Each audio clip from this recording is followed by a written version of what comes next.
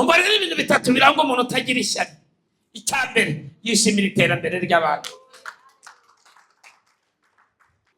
Ubwo ndimo ndakubwira nawe nuba mvuta ishimira iterambere ry'abandi, umenye ko ishyari rikurimo. Icya kabiri, ni umuntu igihe cyose uhora ukereye intambara kuri wowe, kandi izo ntambara we ntazigaragaremo, akagaragara ko ari mu ruhande rwawe, kandi abandi bakazizana ari wagize gute, ari wowe waziteje. Uyu muntu mwirinde, ni umunyeshyari. Nawe niba umeze utyo uri we, wihane. Ndabashuje mu izina ry'umwami wacu Yesu Kristo.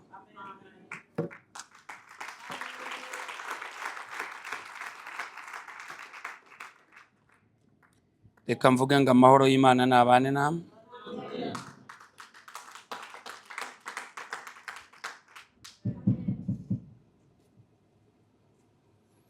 Kandi kugira neza kw'Imana ni gukomeze kubane na buri wese uri muri iri teraniro. Ubwiza bw'Uwiteka bukomeze bubakurikire.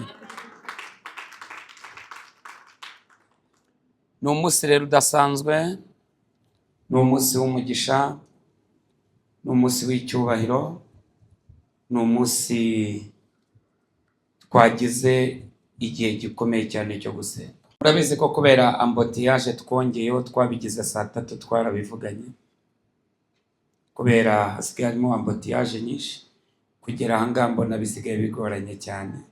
Hari igihe umuntu aza saa 2 agasanga iteraniro rirashoje, abantu barasaba ati washyize saa 3.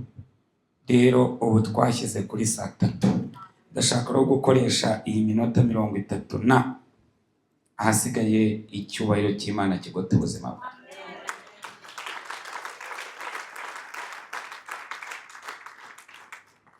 Abaririmbyi Imana ibaha umugisha kubw'umurimo mwiza mukora. Uyu murimo mukora ntabwo uzarangira, mwari mubizi. Nitugera no mu ijuru tuzakomereza. Ntabwo mwari mubizi disi. N'ufite ijwi rigoramye nk'iri ryanjye umunsi rizahita rijya ku murongo. Suriza umuntu muri kumwe, umwifuriza icyubahiro cy'Imana ku buzima bwe. Mubwire ati Yesu aragukunda birenze uko bitekereza, Yesu aragukunda birenze uko byibwira. Imana ibaha umugisha. Reka mbasabe musubire mu myanya yanyu gatoya. Dushimiye Evangeliste Tina watuyoboye, dushimiye worship team, dushimiye president w'abadamu muri iri teraniro, dushimiye abagize komite mpuzabikorwa muhabwa umugisha n'Imana, Pastor Jado habwa umugisha. Twishimiye abantu bari ku buhanga bw'ibyuma ndetse n'abadukurikiranye hirya no hino ku isi online. Muhabwa umugisha n'umwami Yesu, kugira neza ko Imana gukomeze kubane nawe, ndetse n'abashyitsi mwaje uyu munsi mwese muhabwe umugisha w'Imana. Yesu abaha umugisha. Yesu abaha umugisha. Muze kwihangana, uyu munsi ndakoresha ikinyarwanda gusa. Abakozi b'Imana bagize impamvu zitabaturutseho, ariko twavuganye nta kibazo. Ubwo rero uyu munsi murihangana, wicaranye n'umuntu utumva ikinyarwanda aramusobanurira. Muhabwe umugisha n'Imana. Ariko birarangira uyu munsi, ejo ni sawa, n'ejo bundi ni sawa, n'uyu munsi gusa. Mwishimirwe na Yesu. Murakoze cyane. Okay, reka rero munyemerere dusome ijambo ry'Imana. Turi mu wa gatatu wo kubohoka. Iki cyumweru ngira ngo cyabaguye neza. Ejo nakiriye amashimwe. Ngira ngo abantu ejo bageze hano kuri ofisi, babonye abantu bari hano, abantu hano ejo bambwiye amashimwe y'ibitangaza byabaye muri iki cyumweru. Imana yakoze ibintu bikomeye, n'ukuri Uwiteka ashimwe kandi ahabwe icyubahiro. Reka rero munyemerere natinze, nk'uko mubimenyereye, mumaze no kubimenya. Turasoma Yeremiya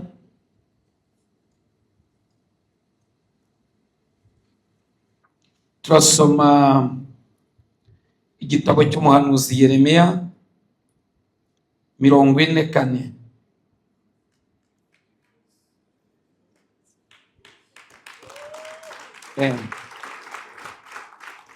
kumukomya amashyi ariko Imana yababwiyeho niyo mwasomye ubwo biragenda bite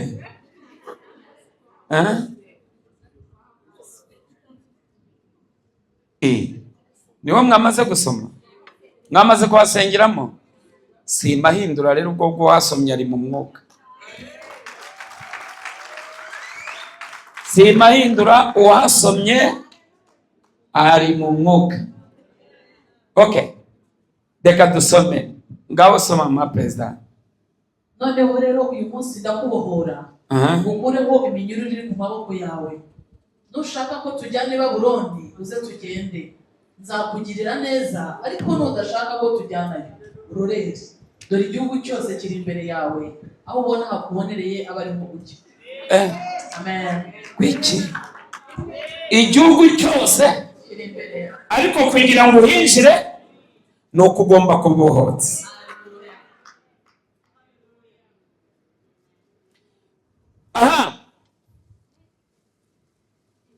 mu mabanga atatu aranga umuntu uboshye icyambere haleluya nuko atemera kaboshye kuko icyo utemera nicyenda kubaho. Umurwayi utemera ko arwaye apfira mu rugo, kandi iyo yamenye ko arwaye ajya kwa muganga. Turabyemerana? Haleluya. Noneho rero niba ubona hari ibintu by'uruhererekane bihora bikubaho buri munsi, naguye mu kintu nongeye nagisubiyemo, umenye ngo aho hantu hari umudayimoni waryamye wo kubohwa. Yego, uyu ni uwa gatatu wo kubohoka. Yesu ashimwe cyane. Ngo yewe ngo ni ishuri ry'Imana, Imana ihora ikwigisha. Ni ishuri pastor, ni ishuri ariko rizarangira ryari? Kuwa kangahe? Oya, ugomba kubohoka. Haleluya, haleluya, haleluya. Noneho reka turebere hamwe. Bibiliya iravuga ngo iyo umuntu ari muri Kristo Yesu aba ari icyaremwe gishya, kuko ibya kera biba bishize. None ko ibya kera byashize ukaba ugikora ibya kera, aha niho nibaza. Bibiliya iravuga ngo iyo umuntu ari muri Kristo Yesu, niko Paulo yandikiye Abakorinto, aba ari icyaremwe ngo ibya kera biba. None kuki ugikora ibya kera kandi uri muri Kristo? Ni ikimenyetso kiranga yuko utarabohoka. Kugira ngo ubyemere, ndaguha isezerano rishya, singuye irya kera. Turasoma urwa mbere rwa Yohana igice cya 3, turasoma twihuta. Ugiye kumva, niwumvamo bino bimenyetso ko bikora, umenye ko ukiboshye uyu munsi, uvuga ngo nubwo nakiriye Yesu ndacyaboshye, uyu munsi nkeneye kubohoka. Urwa mbere rwa Yohana igice cya 3, soma. Nimurebe urukundo. Nimurebe urukundo ruhebuje Data wa twese yadukunze, rwatumye twitwa abana b'Imana, kandi niko turi. Nicyo gituma ab'isi batatumenye kuko batayimenye. Bahungu, ubu turi abana b'Imana, ariko uko tuzamera ntikurerekanwa. Icyakora icyo tuzi nuko Yesu niyerekanwa tuzasa nawe, kuko tuzamurira ukwazi. Nicyo gituma ab'isi hanyuma kandi ufite ibyo byiringiro muri we yiboneza nk'uko uwo aboneye. Icyaha abagomye, kandi icyaha ni bwo bugome. Muzi yuko uwo yerekaniwe gukuraho ibyaha, kandi nta cyaha kimurimo. Tugende. Umuntu wese uguma muri we ntakora ibyaha. Umuntu wese uguma muri we nakora iki? Ibyaha. Ngaho tuganire. Uracyabikora cyangwa wate? Ibintu biterebye. Reka ibyo byaba birondore tubyumve rero. Uracyaboshye. Rero n'andi usanga numva ngo byararangiye, ngibyo bintu byo kwigisha kubohoka ngo karande gwe. None se kugikora ibyaha kandi warakiriye Yesu, ufite umwuka ukibigutera? Soma. Umuntu umuntu wese ukora ibyaha ntiyamubonye yego kandi ntiyamumenye. Unyumve, ukora ibyaha ntiyamubonye kandi ntiyamumenye, kuko imbuto y'Imana niba muri we. Dusome. Bana bato ntihakagire ubayobya. Mwabana mwe bato mwe muri Kristo Yesu, ntihakagire ubayobya. Hari abababwira ngo Yesu yakubabariye ibyo wakoze, ngo yakubabariye n'ibyo uzakora. Sibyo. Musome, iyi ni intumwa Yohana yagendanye na Yesu. Soma. Ukiranuka ari we mukiranutsi. Yego. Nkuko wari umukiranutsi. Yego. Ukora ibyaha ni uwa Satani. Ngaho twumvikana. Ukora ibyaha ni uwa Satani. Umugabane wawumvise? Ngo n'intungane bw'icumuye karindwi. Tugende. Tandukanye igicumuro n'icyaha. Icyaha muzi icyo ari cyo? Icyaha ni ikintu umuntu agambirira akagipanga. Kagambo kavuga ati ndabiteguye tu. Umva. Nzamanuka muri aka kabande, nzamukire muri aka ngaka paka mbirangije. Wacha bize. Icyo ni iki? Ni icyaha. Igicumuro ni ikintu umuntu agwamo. Urugero ugiye mu muhanda.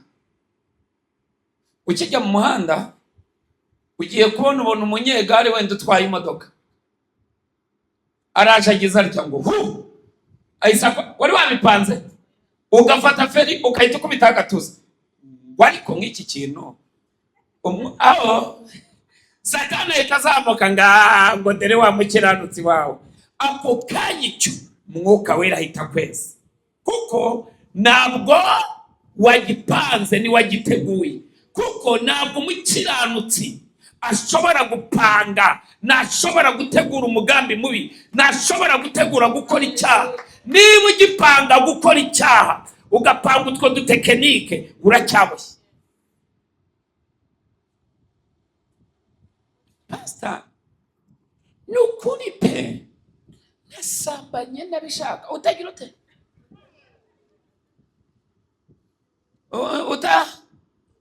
Uri umwana se wafashwe ku ngufu. Shyira akaruru ku munwa. Nushyira akaruru ku munwa se arakuguma hejuru. Niyiruka. Ariko se uri mu biki? Warekeye ngaho. Reka mwihore. Ariko urabizi ko ari icyaha. Nawe Man, urabona ubuzima ndimo n'ubushomeri nibereyemo. Uwiteka amaraso yawe n'ukuri niteguye kari bunyese. Ari igihe azasanga uri muri icyo gikorwa. Uraboshye. Icyo nicyo bita icyaha. Icyaha ni ikintu umuntu apanga agategura. Abyo bise icyaha n'igicumuro. Yego. Ubu ushobora gusohoka, wagenda ugasanga itara ry'imodoka umuntu asubiye inyuma ararimena. Nk'ibi koko n'ibiki. Ibyo babyita guterwa ibyondo na Satani.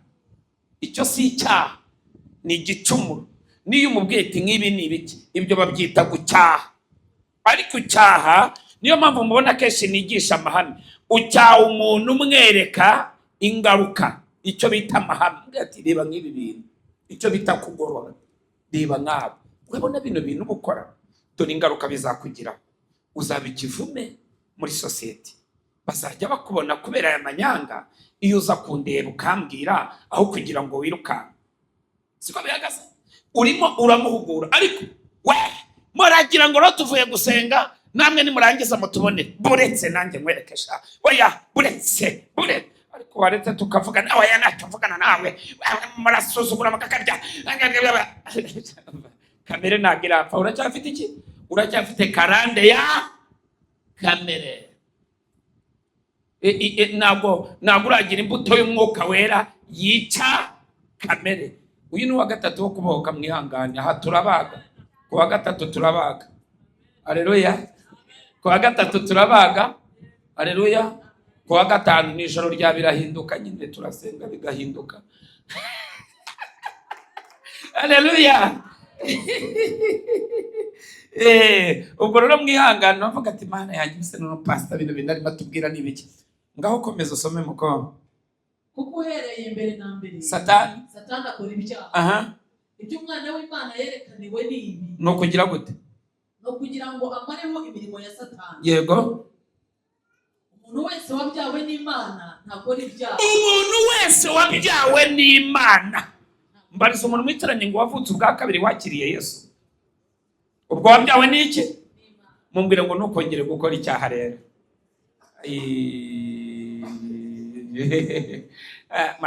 Ibintu mbabwira biranditse cyangwa n'ibyanjye?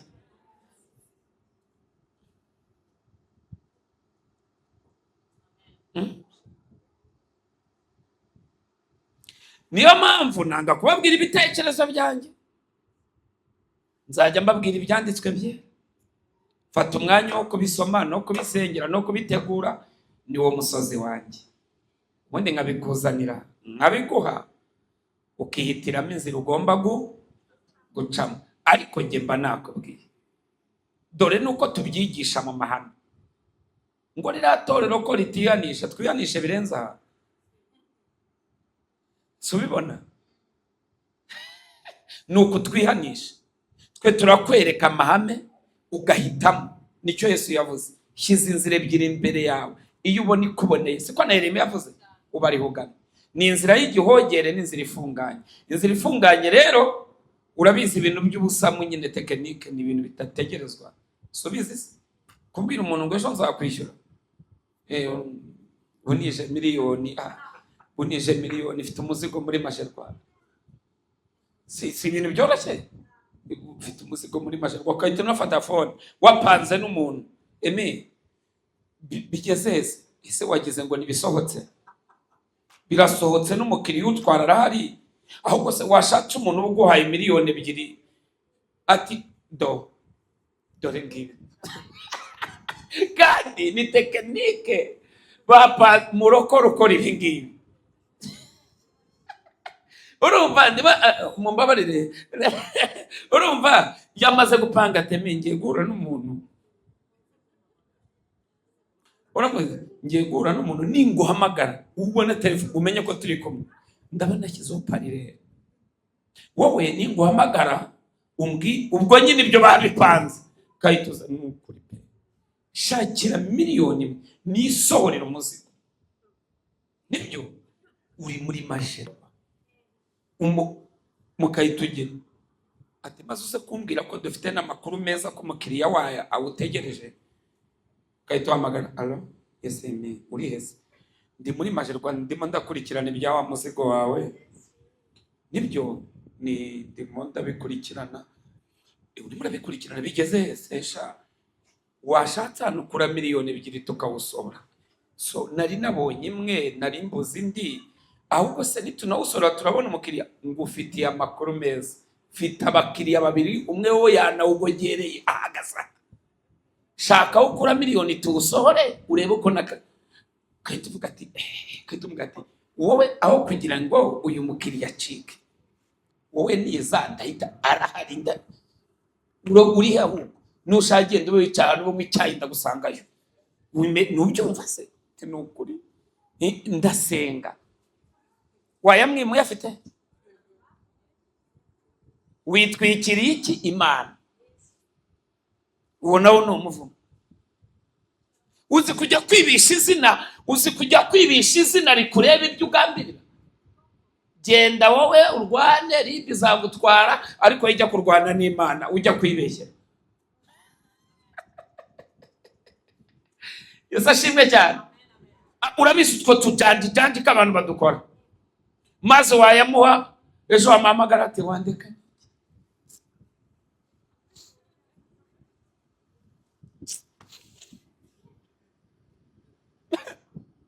Ubu ndi mu marira.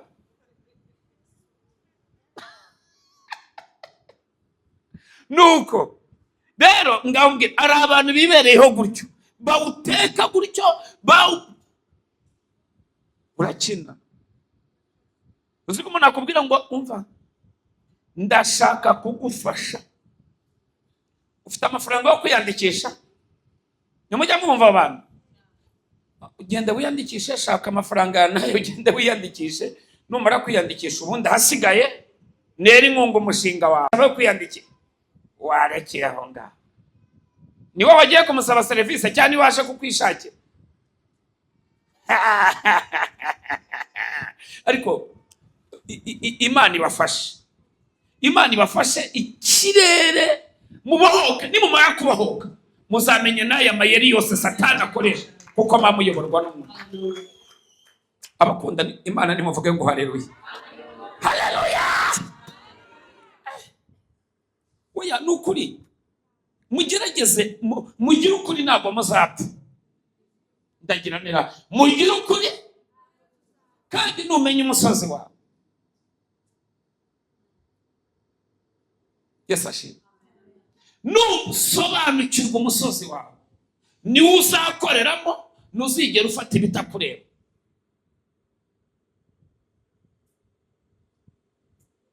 Nigeze nikira, hari umukristo umwe nigeze sengera, yari afite imodoka.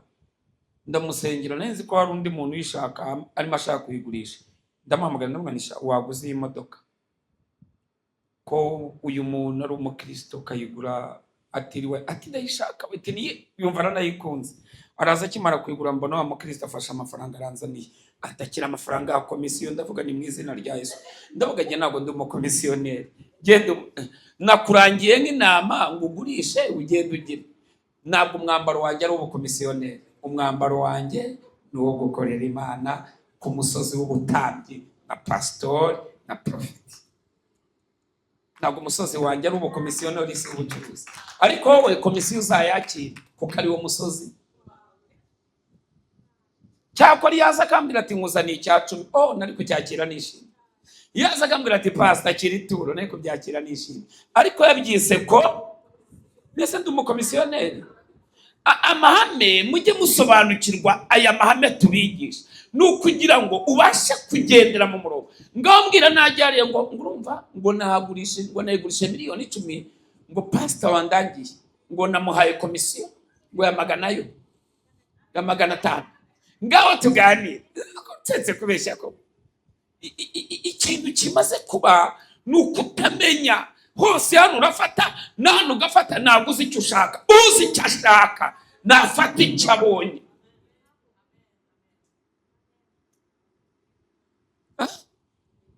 Na uwo ni umusozi wawe. Ubwo nawe nuhura n'umuntu uti haleluya, konjya mbona ujye uhimbaza Imana cyane, takira ngo icya 10. Nukuri oya, naza yabyise impano, naza yabyise kagukunda, nazabyise takira ngo heshe umugisha, uzabyakire kubera iki yagukunze, nta kibazo. Ariko nabyita icya 10 ati oya, uwo si umusozi. Mujye mumenye icyo bita amahame.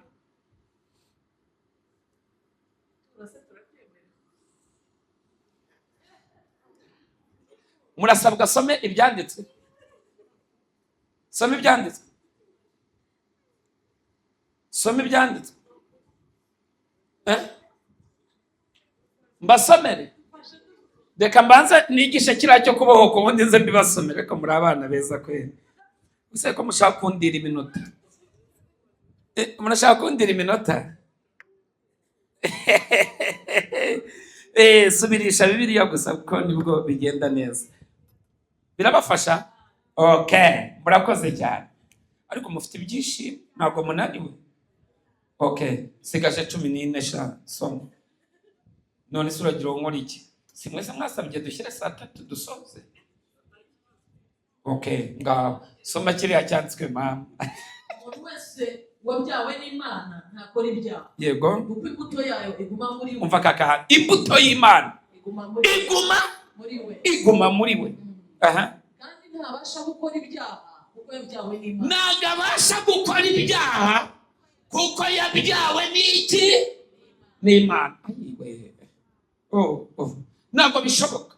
Ntabwo warabyawe n'Imana. Imana iri muri wowe, ukijijwe neza, nibyemera. Ntabwo wagambirira gusambana, umwuka wera uri muri wowe nabikwemerera. Ntabwo wagambirira kwiba, umwuka w'Imana uri muri wowe nabyemera. Ntabwo wagambirira kuroga, umwuka w'Imana uri muri wowe ntabwo ubyemera. No, nibishoboka, nibishoboka, nibishoboka. Never.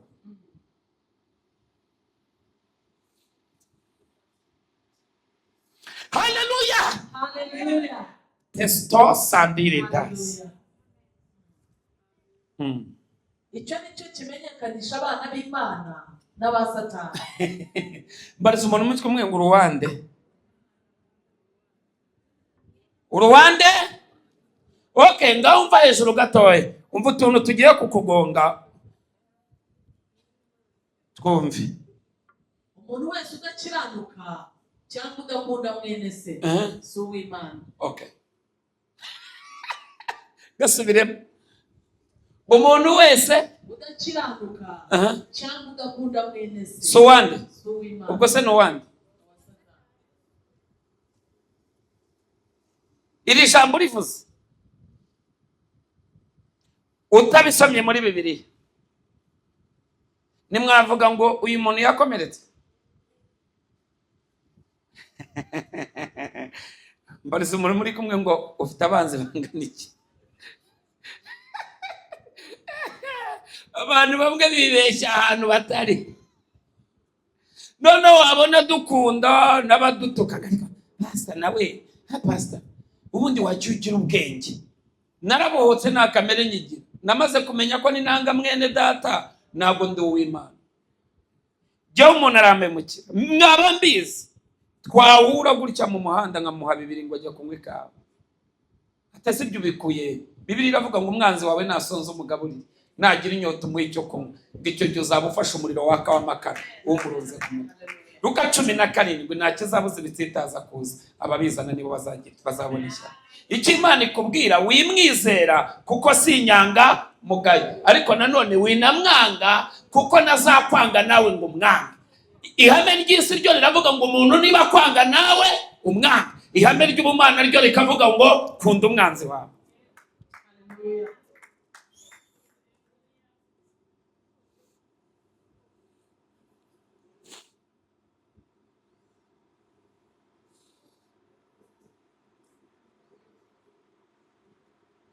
Ko muhise muganira se bimeze bite?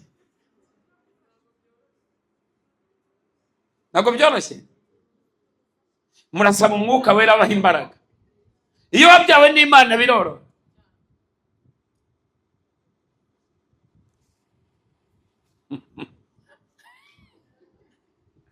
Usaba amavuta. Ko buryo ubona umwanzi wawe aciye hariya. Tuba turavuga mu bwami ariko bw'Imana. Wa muntu uzi ukwanga, wowe wumve wuzuye urukundo rugira gute? Umukunda. Aho ni wari buve kubabarira.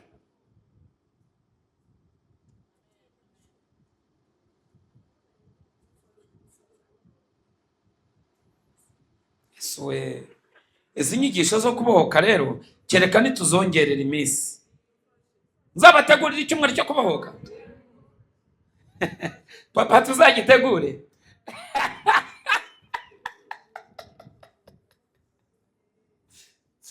Ubwo wasanga ukiri muri babandi arije nije.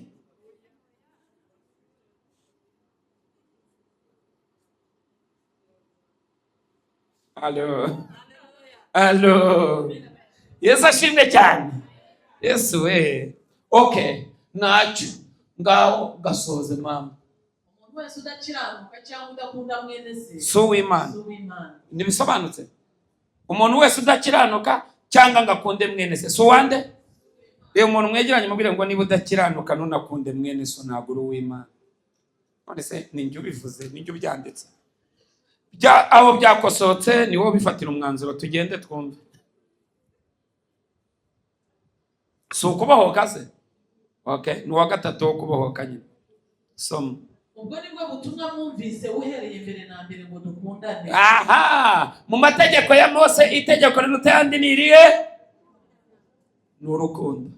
Wumvise gukunda. Gukunda. Tugende. Haleluya. Tutamera nka Kayini wari mubi, wari umubi, akica murumuna we.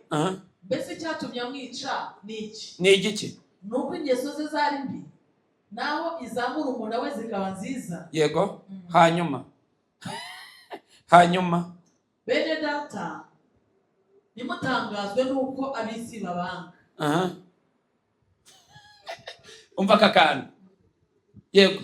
Twebwe tuzi yuko twavuye mu rupfu tukagera mu bugingo. Hopele santa. Kuko dukunda bene data.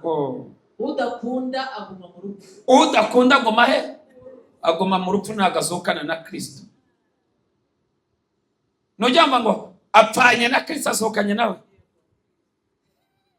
Ntabwo byumva.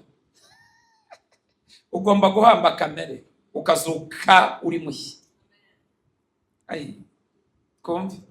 Twebwe tuzi yuko twavuye mu rupfu tukagera mu bugingo. Kuko dukunda bene data. Haleluya. Udakunda aguma mu rupfu. Udakunda aguma he? Niba udakunda uri hahandi nyine twigendere. Umuntu wese wanga mwene se n'umwicanyi. Oya sha. Se birashoboka. Utakubise urushye. Ngugize ate? Oya we. Uwanga? Niki? Ibintu nibyo. Wasomye neza mu maperezida. Nguwanga? Niki? Kandi muzi yuko ari nta mwicanyi ufite ubugingo buhoraho. Ubwo ni ukuvuga niba wanga mwene so, uzi ko ari abantu basenga n'abadakundana. Genda reka mbibaganirize. Hari abantu reka mbabwire, igihe kera nabaye dirija wa korali. Nibera dirija wa korali, ariko nanjye nyiboshye.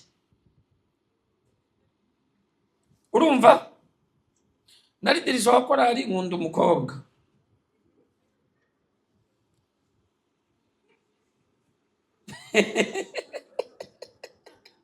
Barasetse. Ariko nari umusore. Noneho umukobwa nataramenya n'indirimbo neza, nkajya mushyira ku murongo w'imbere. Navuga nihagarara hafi ahangaha.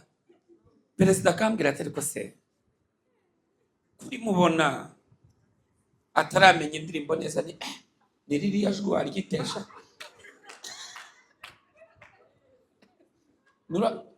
Nurumva ukuntu ahogoza. Ati nibyo ni umuhanga, ariko se ko umuntu ahogoza mu byazi. Noneho bituma kuko dirija ni upanga korali. Noneho bituma mpindura icyerekezo. Ndavuga noke ni bavandimwe, ni perezida nifite inama, dutegura inama tuganire n'abaririmbyi. Inama iraba.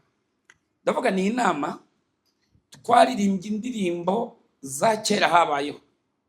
Murabona yuko abatekinisi Satana agira utuntu kutujanje cyane. Ndabona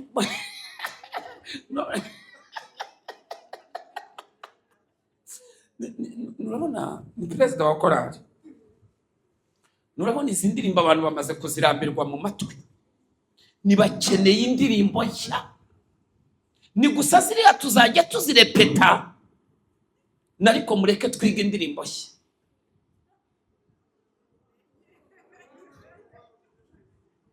Ubwo isi icyo shaka? Ndashaka ko azimenye. Reba umuntu mwegeranye umubwire ngo uzakore twisha, ariko ntuzigere uzana tekinike mu nzu y'Imana. Iyi kampani ni ya Yesu, uyu murimo ni uw'Imana. Ibyo uzabikorera ari ariko ntuzabikorera. Maze saa 4 z'igitondo yigaga mu Rugunga, nabaga nagezeyo. Nkagenda tukicara nkavuga ni wabibonye ibyo nakoze. Ni buri wabibonye. Ni wabibonye ni. Arambye ati numiwe, turi umutekinisiye ni. ndarenze. Ariko Yesu we,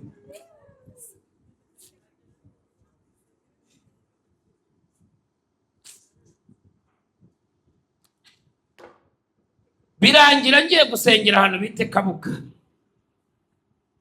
turasohokana n'abandi bakozi b'Imana.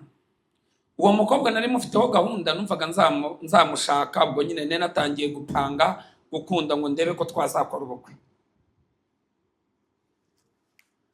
Tuba tugiye Kabuga gusenga, ndabyibuka hari abakozi Imana bitwa ba Gilbert twari tujyanye muri ADPR, tugenda tugiye gusenga, turagenda dusanga umukecuru yicaye munsi y'igihuru. Aravuga ati wenda gushaka, ndavuga nikambaye, ati wowe nikara, ati wowe, ati we simvuga ubyibushye, ati wowe ugaragara nk'umwana. Mba ndaje ni mubyeyi ndaje, ati niko, ati wafashe umurimo wanjye ugira akarima kawe sha. Ndavuga nese mukecuru wabaye iki? Ati uyu mukobwa w'amaso manini uramubona? Nakubonye, urabona iyi saa yine urimo wirukanka ahantu bita mu Kanogo no mu Rugunga, ni nibyo. Ati urabona urimo uzamuka Primatire muri Rompowe. Ndavuga ese umukecuru azi Primatire? Kumbe afite ijisho ry'umwuka, afite zumu. Hari abantu barondora we. Umukecuru mbona agiye mu mbaraga, araterura, arambwira ati nkubite hasi nkwice. Baturutse hirya, hari umukozi Imana bajyaga bita kera Kavamahanga, sinzi niba mumuzi. Abaraje ati mubana, ati babarira umugaragu wawe, ati Imana rwose yaracumuye. Nuko ndavuga nuwite, ndavuga niteguye kwihana rwose, niyo numva barira iry'uyu munsi n'amaso yanjye arahuma. Yesu, hari umwuka wera, ntago abantu bigira ibyigenge. Nuko uwo munsi mba ndakijije, mba ndatuye, ndasenga, ndababarirwa, basengera isengesho ryo kubahoka, mba mvuye aho sasa. Umva iryo joro twaraye dusenga burinda budukera, ndaza nje kuyobora repetition. Nari nabaye umwana mwiza, marayika ugenda wararanye n'Imana. Reba umuntu mwegeranye mubwire ngo wongere wisubiremo. Naje ndi marayika wigendera, wanankoraho n'Imana irabibona. Wa mukobwa nawe yarepeteraga, nabuze ni bavandimwe, aho yahagararaga sinaharebaga, mvuga n'Imana hareba ukanyica.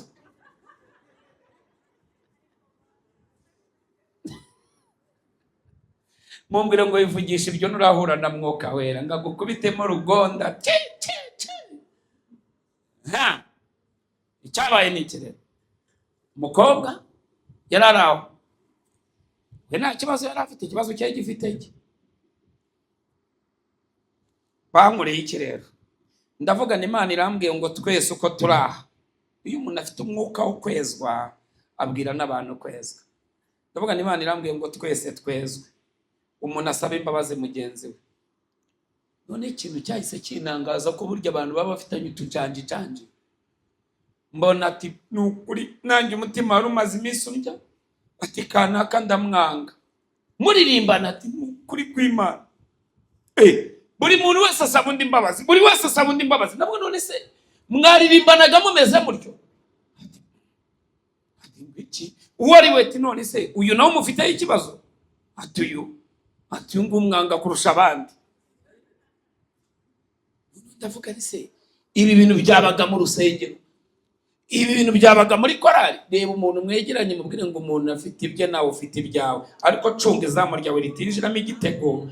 Bavandimwe munyemerere, haleluya haleluya haleluya haleluya, nimunyemerere mubohoke, mubohotse, mwuzure umwuka wera w'ibitangaza.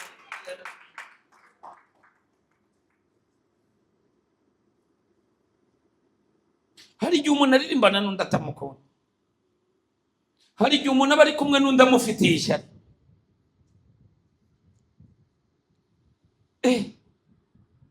Ibyo bintu usikana umwuka wo kubaho. Ngo wanga mwene se n'iki? Niko wasomye mama. Umuntu wese wanga mwene se n'iki? Oya shawe, bisi ndabigira ne kuko wanga mwene se. ko byeze turakora iki? Nga risoze twiruka. kandi muzi yuko ari nta mwicanyi ufite ubugingo buhoraho muri we. Nta mwicanyi ufite ubugingo buhoraho muri we. Hanyuma iki nicyo kitumenyesha urukundo icyo ari cyo, nuko Yesu yatanze ubugingo bwe ku bwacu. Natwe ikidukwiriye nuko twatanga ubugingo bwacu ku bwa bene data. Haleluya.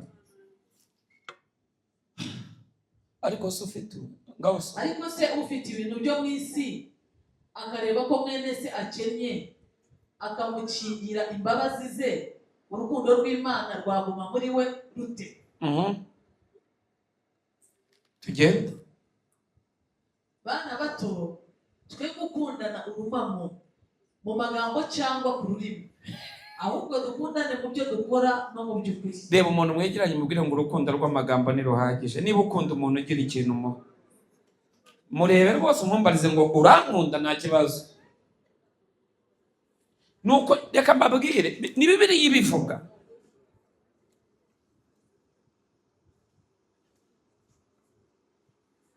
Wabibonye? Nyine ndimo ndabereka ntabwo urukundo ari amagambo, urukundo ni ibikorwa. Imana iradukunze iratanga. Buriya nubona umuntu w'Imana cyane jya umenya ko nta rukundo agira. Reka mbereke njye wenda sinjya njya ku mbuga na message mba afitemo hano simba nazishubije ziba ari nyinshi. Urumva jya ushyize ku mbuga wazanegereza ko usubiza ukambura. So abantu baba ku mbuga uzabyitegereza, cyakora za church nzibaho, sibyo? Noneho ariko izo ni za church nyine, ni inshingano, ni nko kuba mu muryango.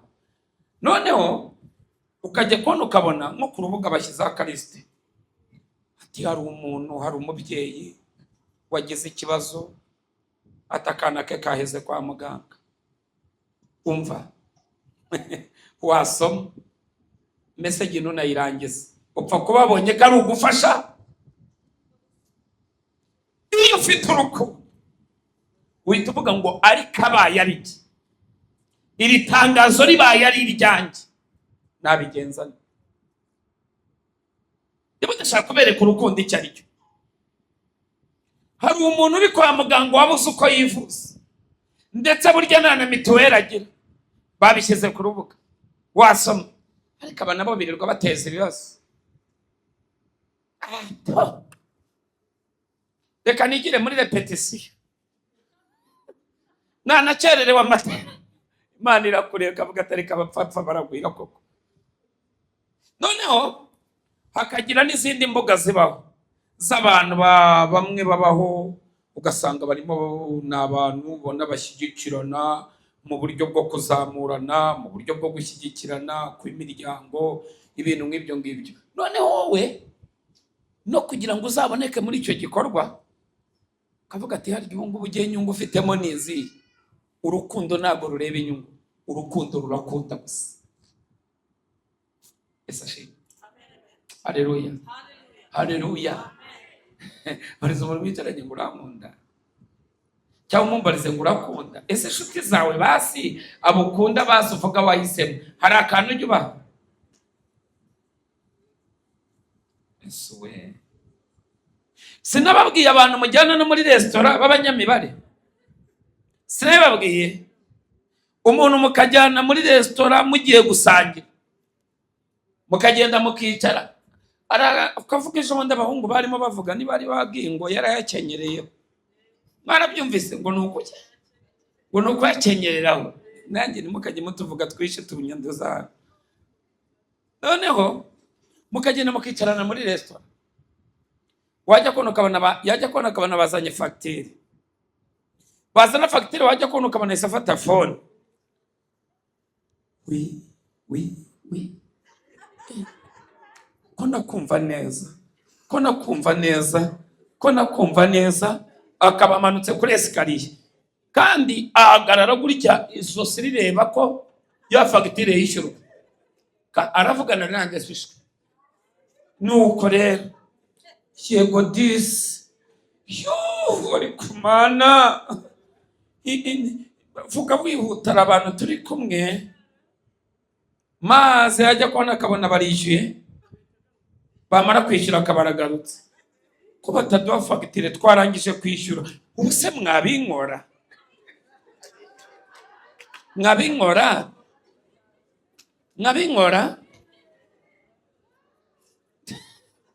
uwo muntu nta rukundo afite, araboshye. We ni umunyamibare, ni umuntu ushaka kuvunisha abandi. Reba umuntu mwegeranye mubwire ngo nta muntu ufite urukundo uvunisha abandi.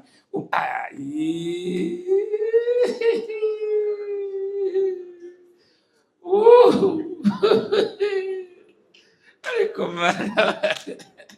abo bantu ntabwo mubazi, kandi nawe wasanga uri muri bo. Kujya kwitaba telefone fagitirisha,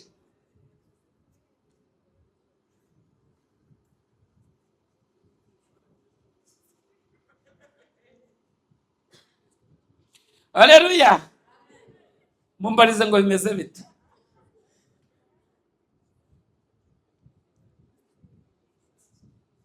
Yesu we. Hakarimo n'abandi rero, ariko bamubyita ko ari umwuka w'ubukene.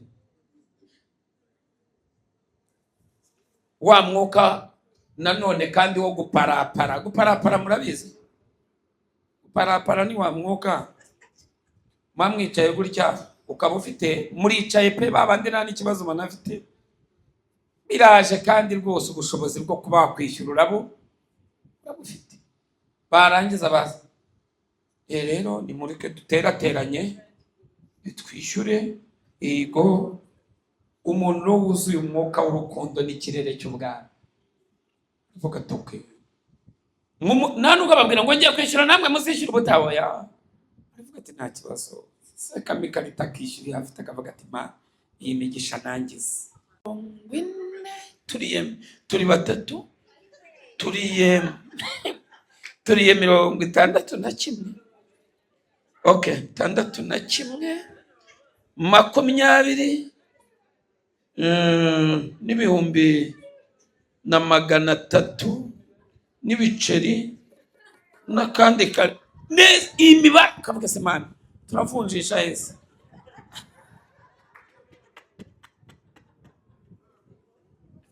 Uwo ni umwuka w'ubukene.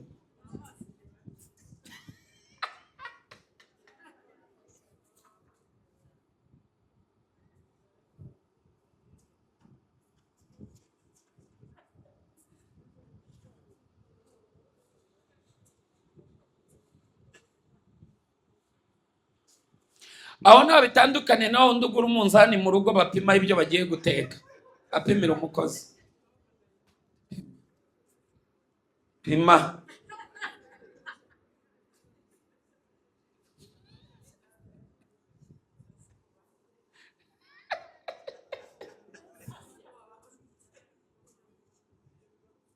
Nta mushoferi uragutwara ukamubwira ngo ko wagiserera cyane, ukagira ngo ni ugutinya kamera, gusa ko wagisereye cyane sasa shira, urumva ukuntu kandagiye. Nawe ni umwuka w'ubukene. Ngo ujye ugenda woroheje, wagira ngo ayo mavuta wayabona, kandi ngo washatse umushoferi uguze ntuwige, urabona uzamuhemba.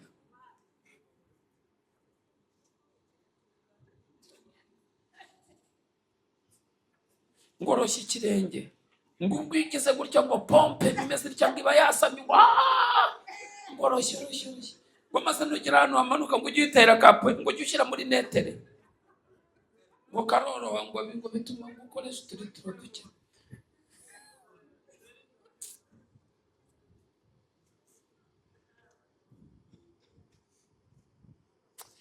Reka twigendere, haleluya. Ariko mwebwe ibyo birere si ibyanyu, ibyo birere ni ibyanyu mwebwe. Munzani mu rugo,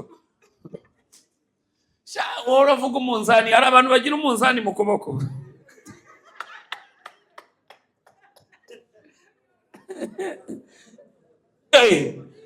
Gwiki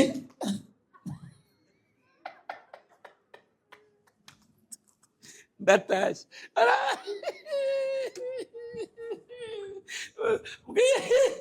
bwira umuntu muri kumwe ngo wihangane ntuzagire umunzani mu kuboko.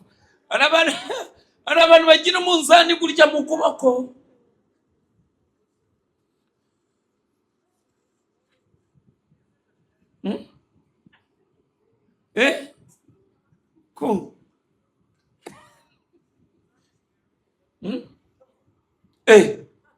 Kwiki ubu se ko hari umuntu uzi gukora mu mufuka akaba azi akavuga ati iyi ni iya senyise, kubera iki? Hari umuntu agiye gufasha agakora ndayizi tu neza na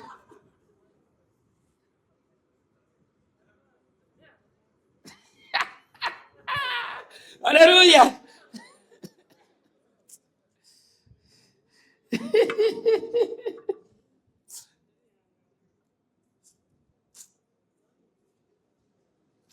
Oh.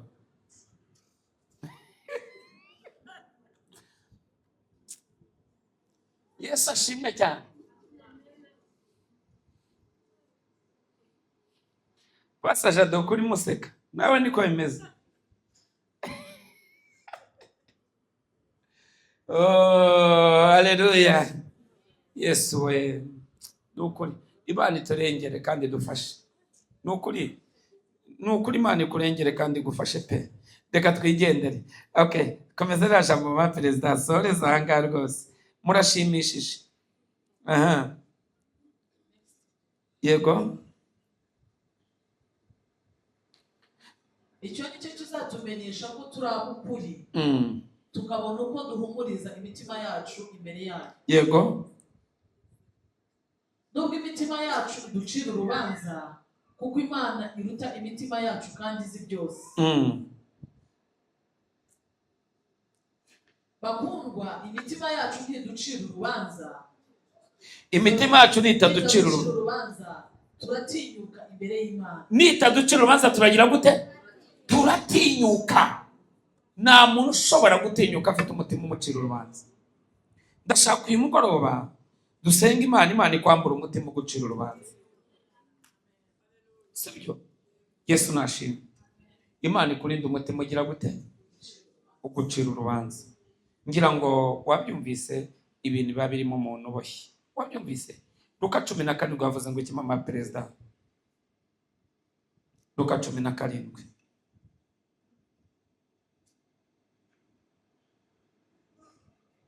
Oh. Nuko abwira abigishwa be ati nta cyabuze ibisitaza kuza. Ariko abagira gute? Ariko ubizana azabona ishyano. Urakoze. Nta kizaje? Ariko ubizana azagira gute? Munyemerere. Itangiriro 4. Yesu ashimwe.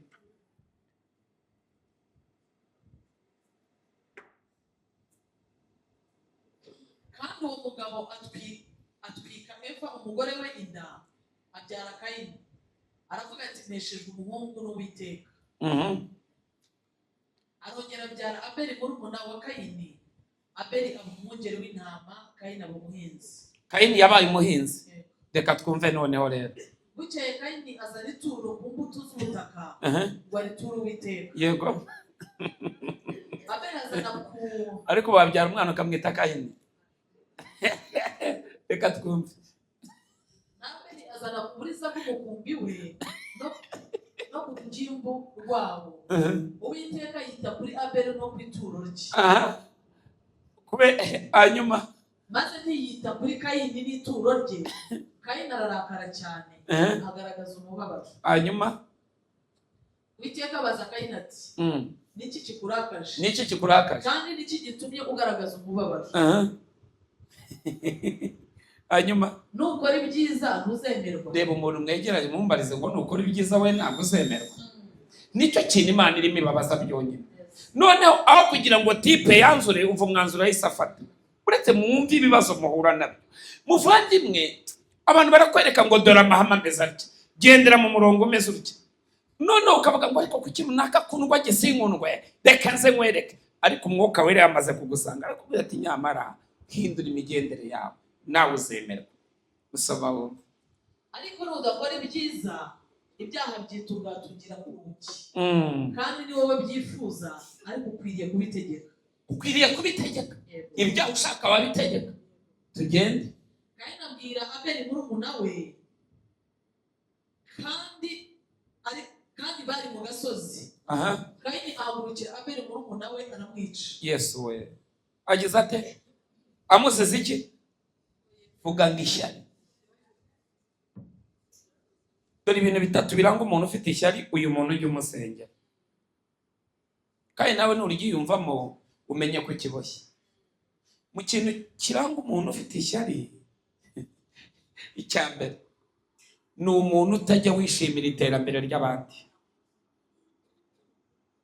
Nubona umuntu utishimira iterambere ryawe, wamubwira ati yo uzi ukuntu bigenze. Urabizi hari abantu bishima, yo tsindiye isoko sha, ukagira ngo ni ikibuye. Mwarimu amuseka araguhamagaye, yego sha nari ngukumbuye, sha reka nkubwire amakuru meza. Yego nayaye sha rya soko ndaritsindiye. Imana ishimwe. Ni byiza man, umbimubwira iki? Umenya mugoye, yapfuye, uramwishe ishyari. Aba bantu nimujya mubumva afite ishyari.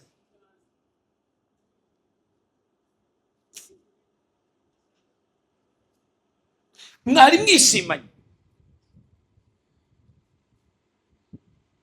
Icya kabiri,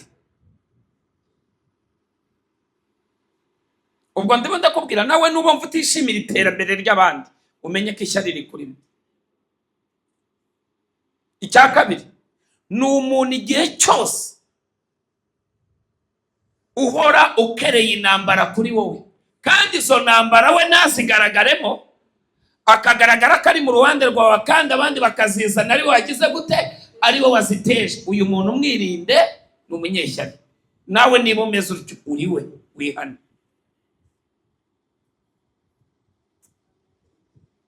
Najya urabona imurwana intambara utikagurana n'ibintu utazi iyo biva, kandi ugasanga wa wundi arimo abantu niko bameze, kandi umuriro ni wagizwe ni wawukongeje. Imana ikurinda abo bantu, ariko nawe niba uri muri abo wihane.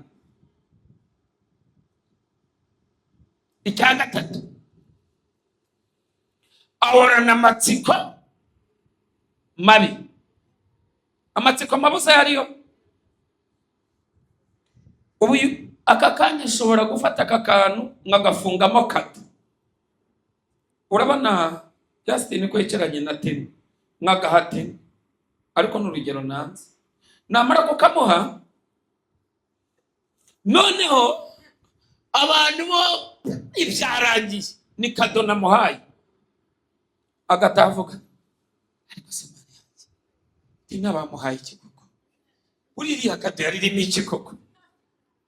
Noneho kugira ngo avuge ko nari amatsiko mabi, akazagirirwa ubuntu, akabaza Louis, wambwira cyagiye Tena kado bamuhaye ikintu cyari kirimo?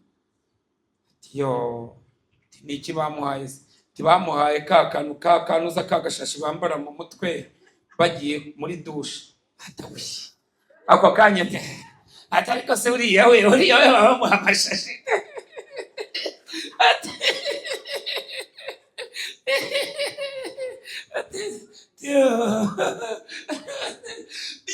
Mu yandi magambo araruhutse, kuko yumvise ko icyo bamuhaye nta gaciro.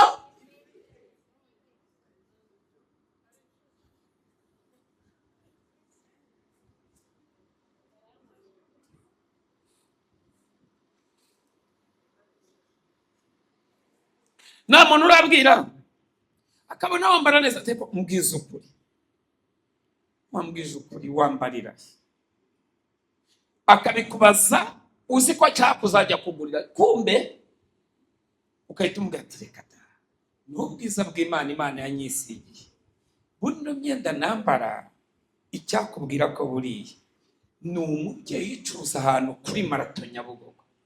Ndagenda natoranya mutu nugura guys 10 n'ibyo na 5. Wajya kubona ukabona reka nimo kamubona igurira Nyabugogo burya na mwebwe wamubona abatwitse ajyanishije reka Nyabugogo ni Nyabugogo ni garuhuka.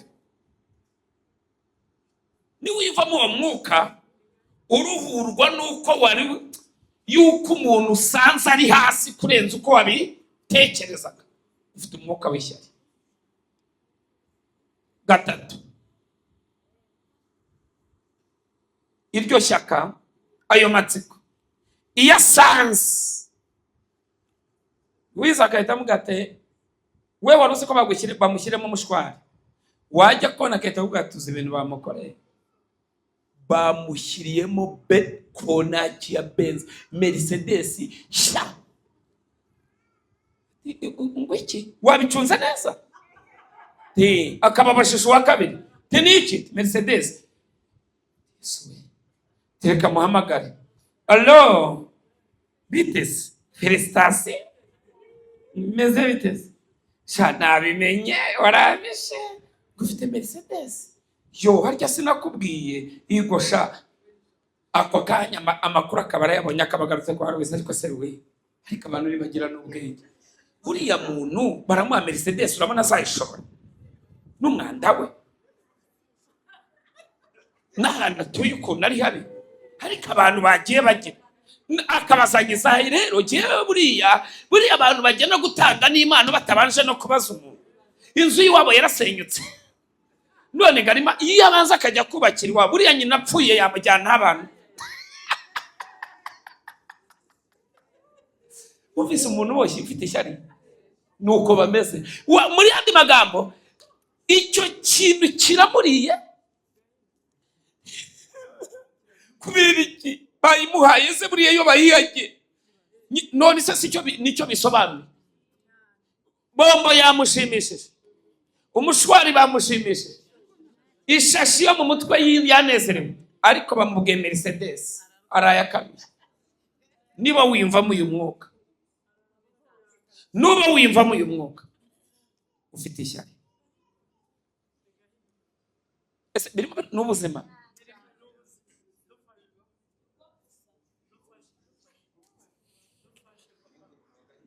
Uwo ni umuzukuru wa Kayini.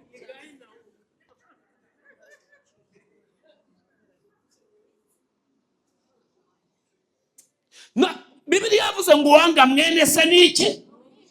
Byatangiriye kuri nde? Kuri Kayini na Abeli. Nukuri barahiye ukuri. Nta juru ry'umunyeshyari kandi nta munyeshyari utera imbere.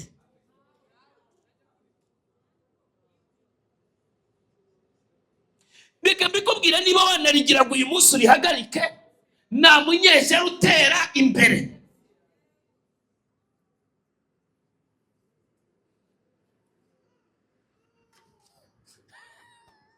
Naubaho mbwira umuntu w'umunyeshyari uzi wateye imbere.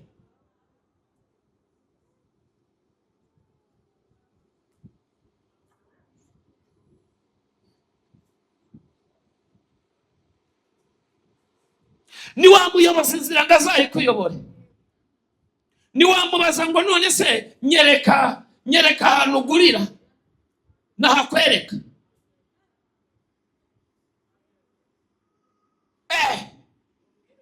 Ujyayo wambare nkawe. Kandi umbarira ibintu 3 biranga umuntu utagira ishyari. Icyambere yishimira iterambere ry'abantu. Nirwo rwa rukundo nyine. Hari umuntu umwe w'inshuti yanjye abi Burayi yamaze imyaka myinshi atagira akazi, aza kubona akazi ahantu hakomeye. Abwira mugenzi we ati nabonye akazi. Arasara aravuga tumva mubwire wa mukobwa we utajya kusebya, mbabarira ngo inonge kukwikopeshereza imyenda tuwatwike.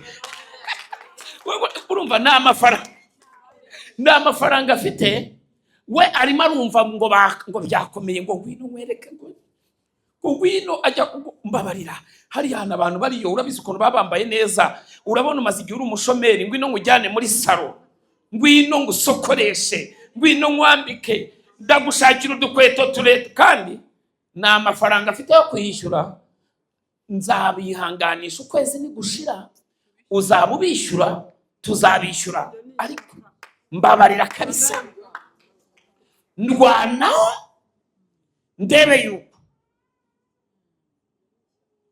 urumva, ndebe yuko tutaseba.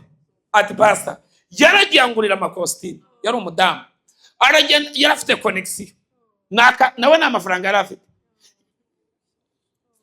afite, umva, aragenda amwikopeshereza kositime, amwikopeshereza udukweto, amushakira amaherena, amushakira kajerefure, aramushakira udutira arasiga, tigenda bagira ngo sha wakoraga.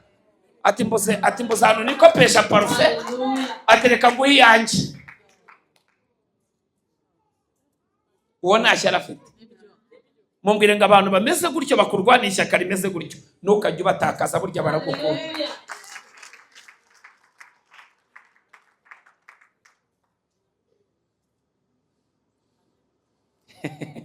Haleluya, haleluya. Abantu nk'abo nubakeneye, Imana yacu nihabwe icyubahiro. Yesu nashimwe, Yesu nashimwe, Yesu nashimwe. Umuntu utagira ishyari ahorana ishyaka rirwanirira mugenzi we, uwo muntu aba yarabohowe.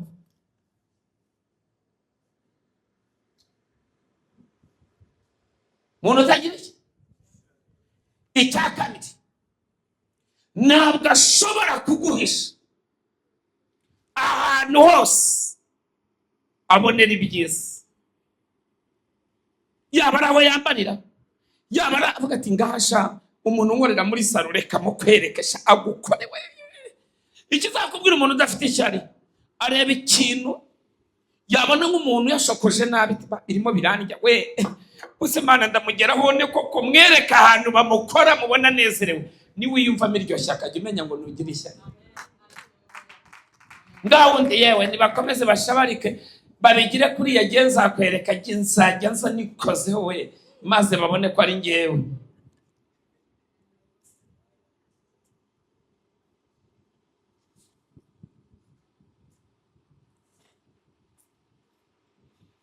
Haleluya, haleluya, haleluya. Yes we,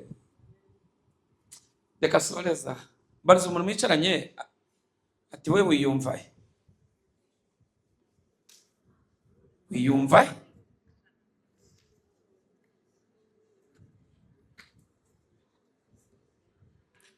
wiyumva, akubwiye ko yiyumva he?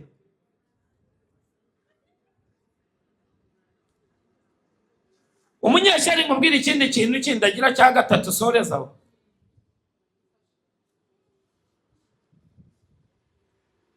Igihe cyose ahora mu irushanwa, aba ameze nk'umuntu uri muri competition, aba ari mu irushanwa. Irushanwa,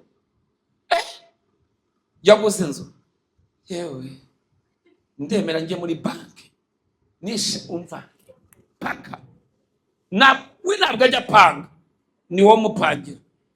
Mumbwire ngo komeza utsinde, bazajya bahora bagira. Niyo mpamvu abanyeshyari nta migambi bagira, imigambi yabo ni ibyo wakoze. Vuga ngo bahora bigana. Abanyeshyari nibiga barigana. Subiramo, umunyeshyari ntashaka kukwigiraho, ahubwo arashaka kukwigana, kandi nakwigana ntabwo afite password. Aragura pirate, ariko yakwigiraho yari kujyana original nk'iyawe. Abanyeshyari barigana. Abaza oya, ahora ari mu barushanwa igihe cyose, yewe undebere yaje yambaye iki umutuku nanjye ndawugura, ariko sara mvuze yaje yambaye iki ubururu wambabari ukashakirana nk'ubururu we. Yo Imana njye we bazagira ngo singira umugabo.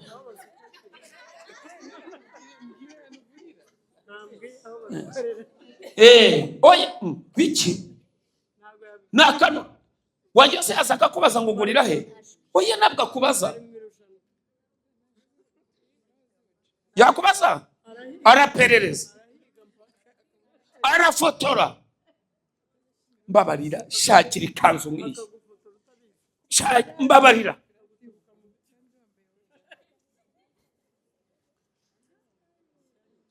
Yesu we, maze ugasanga hari ukuntu ifite ibicece nk'ibi byanjye, warangiza mama ngo ushyiriye umutayeri iti mbabarira uyishyire, turabona uko umudamu ameze, nanjye ngirira gutya.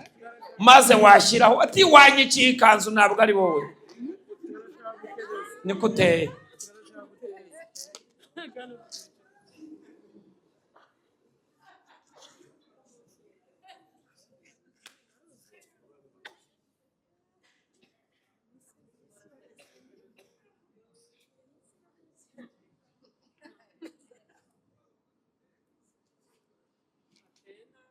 Hello, tugume muri iki cyiciro cyangwa Imana itubohore. Ngo mbwiriye umuntu ngo murabana niwe mugenda, kandi igihe cyose ahorana amagambo y'urucanege, ahora ashaka ikintu cyakugusha hehe mu kaga. None intsinzi ye n'itsinzwe yawe, gutsindwa kwawe niko gutsinda kwe, umubabaro wawe nibyo byishimo bye. Erewe none se Yuda yagambaniye Yesu batarimo basangira? Niyari yaramushyize ku giseke, nanyurwa nta munyeshyari unyurwa. Nanabigusobanurire umunyeshyari nubwo yakwasama ugafata amadepo yose ugasukamo, nanyurwa.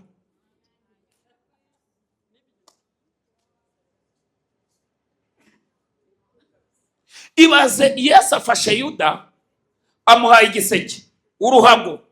Yuda niwe ariko ntabwo amaturo niwe abaga yabitse. Bajya bavuga ngo wanga kwibwa abitse iki? Yuda akira. Ibaze amafaranga Yesu yamuhaye ngo ajya aturisha ari urwara uruhago, ntiyamunyuze. Agera ku rwego avuga ngo na databuja nawe ndamurya, ndamugurisha bayame. Tekereza kugira ku rwego ugurisha shobuja. Reba umuntu mwegeranye mubwira ngo uyu munyeshyari umusengere kuko ureba igihe nabi nawe yagutanga.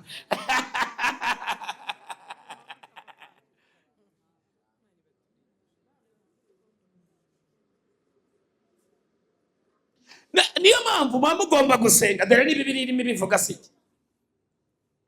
Aramugurisha, siko byagenze. Amaze kumugurisha nayo niyo yariye nyine. Ntabwo umunyeshyari azigera aruta uwo yarigiriye. Ni ukuri niba urifite nushaka uryihana, nta mumaro wabyo. Kora ibyawe Imana iguha umugisha. Umuntu niba ari cyo akurusha umubaze, mubwire ati ndagushimiye ibintu ukora ni byiza cyane ubaho, ngira inama nkora iki. Naba ari umunyeshyari nazabikwereka, ariko Imana izagucira izindi nzira kuko uzaba ufite umutima wagutse. Umunyeshyari uramubaza nahakwereka. Hari igihe ugira ngo ugiye kwiga, ugiye kwigira ati wapisha mwereke iki se? Okay, nabiguhisha Imana kubera wowe wagutse, Imana izakuzanira abantu bakwiye bafite ubwenge buruta bwa wawe.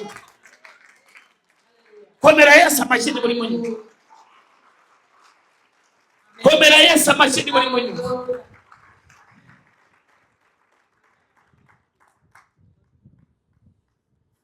Haleluya. Nyigisha kubaho kiraryoshye. Bawita wa gatatu rero wo kubohoka. Yuza twigire kubohoka dukire. Nimuhaguruke dusenge. Mwahuye nabo, Imana ibakize, Imana ibarinde. Koko bariza umuntu muri kumwe ngo ko Imana yakuzamuye ujye nzamutse aricyo byagutwara koko?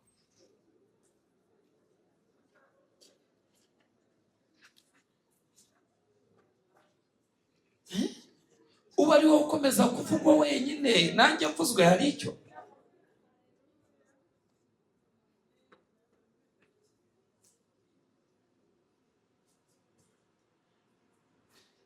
Imana itubabarire.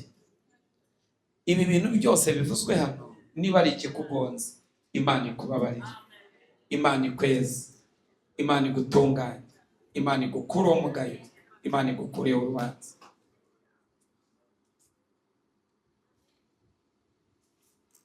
Sibyo?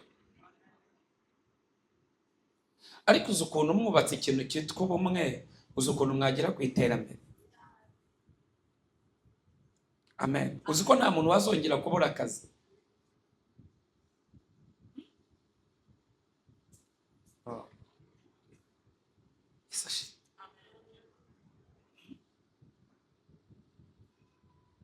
Kayini na Abeli, Imana ibakuriremo uwo mwuka nawe waba uriho hose. Reka mbasengere mu izina rya Yesu, Imana ibashoboze. Ngabo zamura amaboko yavuga ngo Mwami Yesu Kristo, uyu mugoroba w'uyu munsi maze kumva ijambo ryawe, ndatsinzwe kandi fashe icyemezo. Kandi icyemezo fashe Mwami ni icyemezo kiticuzwa. Kuva uyu munsi ubuzima bwanjye ndabuhinduye. Menya icyo gusengera. Bibiliya iravuze ngo uyu munsi urambohora, unkure iminyururu iri ku maboko yanjye. Nkuriraho iminyururu Mwami. Iyi minyururu yari indiho, iyi minyururu yari inziritse, iyi minyururu yari imboshye, gikubita uyikureho papa. Kuraho iminyururu, nyuzuza urukundo, nyuzuza ibyishimo, nyuzuza ibyiza. Reka dukomere Imana yacu mu mashyi.